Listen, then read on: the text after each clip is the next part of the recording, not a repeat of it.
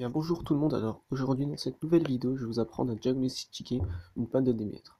Alors il y a plusieurs façons de diagnostiquer une panne de démiètre. La première façon c'est avec une prise OBD. Donc avec la prise OBD normalement vous pouvez scanner votre véhicule puis voir les codes d'erreur. Donc généralement avec une panne de démiètre vous avez ce type de code d'erreur. P0111, P0420, P0101. Ensuite, la deuxième méthode, si jamais vous avez pas de prise OBD, ce que vous pouvez faire, c'est que vous pouvez le voir directement en fonctionnement du moteur. C'est-à-dire que si votre voiture elle ne tient pas le ralenti et qu'elle pétarade, qu'elle fait pouf pouf dès que vous essayez d'appuyer sur l'accélérateur, c'est sûrement un problème de débitmètre. Donc la première chose que vous allez faire, c'est que vous allez débrancher votre débitmètre et vous allez essayer de démarrer. Si votre voiture démarre, c'est que le souci vient du débitmètre. Après, il y a encore une troisième chose, c'est que le débitmètre il peut fonctionner, mais sauf qu'il y a vraiment, comment dire ça, il y a quand même des codes d'erreur. Et donc là, on va voir d'où vient ce problème-là. Alors parfois pour résoudre ce souci, il suffit de nettoyer le débitmètre. Donc pour nettoyer le débitmètre, il y a des choses à ne pas faire. Surtout pas utiliser du nettoyant frein, parce que le nettoyant frein, ça laisse des résidus dans l'issue du capteur de débitmètre. Et le capteur de débitmètre, c'est vraiment quelque chose de très précis. Il ne faut pas laisser de résidus dessus. Il faut ne surtout pas utiliser une nettoyant contact, parce que là vraiment le nettoyant contact, c'est pas du tout adapté pour ça. Et ça laisse encore plus de résidus que nettoyant frein. Donc la meilleure façon que j'ai pu faire pour nettoyer, elle est très simple, c'est que vous prenez de l'eau déminéralisée, vous prenez un vaporisateur avec du liquide vaisselle à l'intérieur, et vous vaporisez à l'intérieur du débitmètre pour bien nettoyer. Ensuite, ce que vous faites, c'est que vous prenez un vaporisateur avec de l'eau déminéralisée et vous rincez le tout. Une fois que vous avez tout rincé, vous prenez un sèche-cheveux, puis vous passez sèche-cheveux. Il faut vraiment que le débitmètre soit tout sec, et puis vous pouvez ensuite remonter le débitmètre. Maintenant, après que vous avez remonté le débitmètre, si le code erreur ne revient plus, ben, normalement vous avez réussi à résoudre le souci. Par contre, s'il revient, c'est qu'il y a un souci au niveau de l'étalonnage du débitmètre. Donc la meilleure chose à faire, c'est de remplacer le débitmètre. Donc ici, j'ai un exemple de 3 débitmètres. Donc il existe différentes marques de débitmètres. Le débitmètre d'origine de mon véhicule, c'est un Denso. Après, il y a d'autres débitmètres, des génériques, des MOS+. Celui-là, j'ai payé 30 € sur Amazon. Et celui-là, c'est un autre débitmètre que j'ai payé sur Pièce Auto.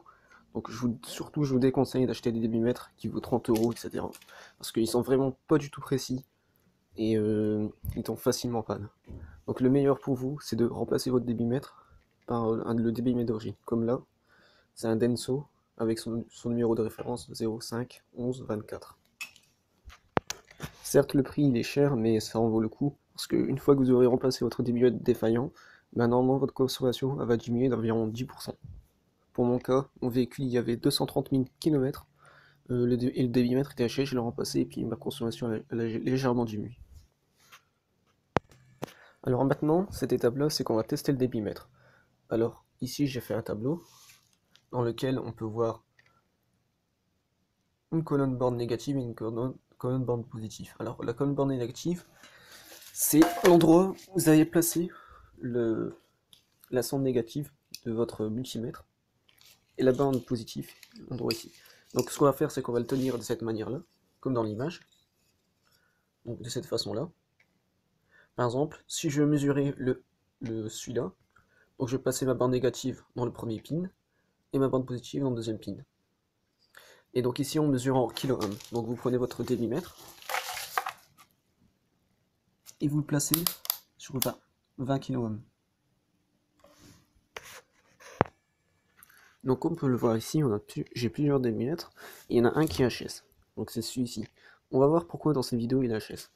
Donc, pour cela on va faire les mesures.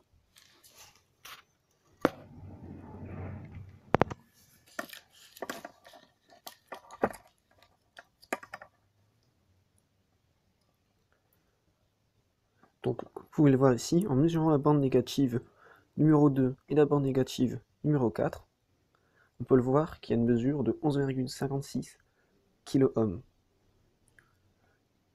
Alors dans notre tableau, il y a borne négative numéro 2 et borne positive numéro 4.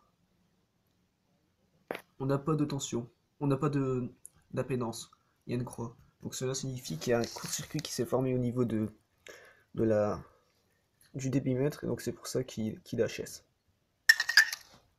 Après, il y a d'autres mesures, comme par exemple ici, ça varie de 2,6 à 3,37. En fait, c'est une thermorésistance, c'est-à-dire qu'elle va varier en fonction de la température ambiante. Donc ici, normalement, vous devez trouver des mesures. Si vous trouvez une impédance au niveau de la croix, c'est que votre débitmètre il est sûrement HS.